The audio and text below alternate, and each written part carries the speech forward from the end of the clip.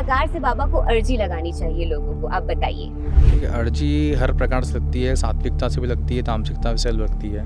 बाबा बाल स्वरूप है तो बाबा को चॉकलेट का भोग लगाया जाता है। बिल्कुल लगता है। बाबा को चॉकलेट प्रिय है।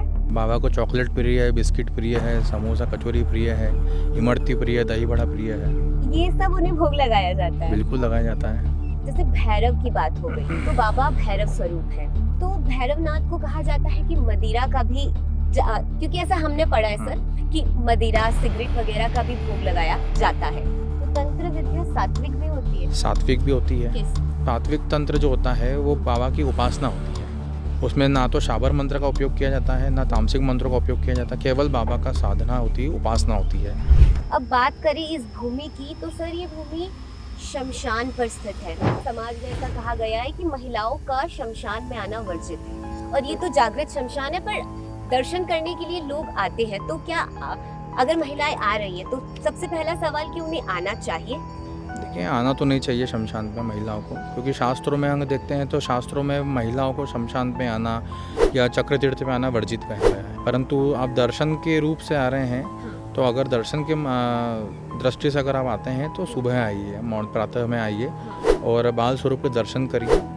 और कुछ नियम रहते हैं उसके भी, जैसे आप बाल बांध करके आइए, सिर ढक करके आइए, वस्त्रों का विशेष करके ध्यान रखिए, इत्र लगा कर या परफ्यूम लगा के मत आइए।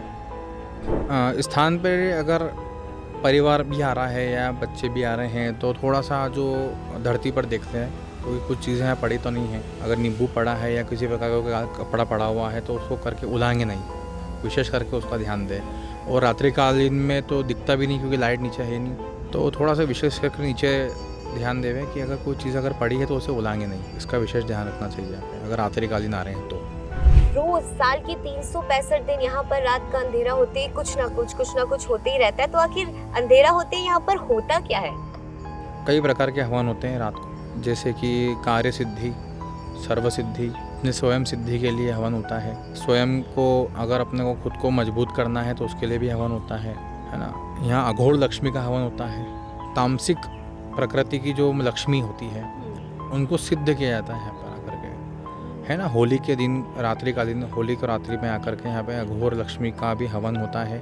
जिसको लक्ष्मी की काफ़ी सालों से समस्या चल रही है या फिर कुछ भी बचा ही नहीं है, तो अगर वो वहाँ पे होली की रात को आकर के यहाँ पे हवन करवाता है या किसी के माध्यम से करवाता है, कोई जो श्रेष्ठ तांत्रिक हो उससे हवन करवाता है और बिल्कुल उसका कार्य होता है यहाँ पर होली की रात्रि को। यहाँ पे ये जो तंत्र क्रियाएं होती हैं इसमें कई ऐसी विधियाएं होती है जिसमें सामने वाले को भी नुकसान पहुंचाया जा सकता है। तो क्या ये चीजें सच में की जाती हैं आज के युग में सर? हाँ, बिल्कुल की जाती है। कुछ पैसे कमाने की दृष्टि से भी की जाती है, कुछ अपने जो शत्रु होते हैं उनको ठेस पहुँचाने के लिए भी की जाती है। तो जो व्यक्ति किसी को ठेस पहुंचाने के लिए ये चीज कर रहा है, तो कहा जाता है ना कि कलयुग में कर्मा तो इस जन्म का कर्मा इस जगह, तो क्या वो अगर ये सारी चीज करे तो उन्हें ये नहीं पता कि इसी जन्म में उनको आगे जाके ये कर्म भुगतना पड़ेगा? जन्म तो ठीक है, बहुत जन्म तो बहुत आगे तक पहुंच गए आप। हाँ। उसको कुछ ही महीनों में असर दिख जाएगा। और आपने कही मारण विद्या से तात्पर्य आपका मृत्यु तक पहुंचाना? जी। लेकिन अगर मारण विद्या का प्रयोग किया गया है सर और किसी के जाने का समय ही नहीं अभी नहीं हुआ है, क्योंकि विधाता ने सबके आने और जाने का समय लिखा हुआ है, वो विधाता ने दिया गया समय है ही नहीं, तो जिस पर इस क्रिया का उपयोग किया गया है उसकी जो आत्मा है उसका क्या होता है? वो आत्मा फिर भटकती रहती है, वो फिर उसको भी परेशान कर सकती है, परिवार को भी परेशान कर सकती है। नए नए लड़के जो आए हैं मार्केट में, जिसने दीक्षा भी नहीं ली है वो दीक्षित नहीं रहते हैं और नॉर्मल वस्त्र में आते हैं, धोती कुर्ता में आते हैं, कोई नॉर्मल वस्त्र में आता है और वो यहाँ पर मिर्ची हवन करवाता है, कोई सरसों हवन करवाता है, कोई काली मिर्ची का हवन करवाता है ना। तो ये चीज़ें जो है उन लोगों को नहीं करना चाहिए बिल्कुल। इस स्थान की जो सबसे बड़ी विशेषता है हम उस पर आते हैं। ऐसा कहा गया है कि सर कोई व्यक्ति अगर तंत्र क्रिया से, तंत्र बाधा से पीड़ित है, तो मेरा ये सवाल है कि अगर किसी, ऐसा बोलते हैं ना कि सालों से तंत्र किया गया है, तो यहाँ पर आकर निवारण पूजा कराने से क्या वो भी कट जाता है? बिल्कुल कट जाता है।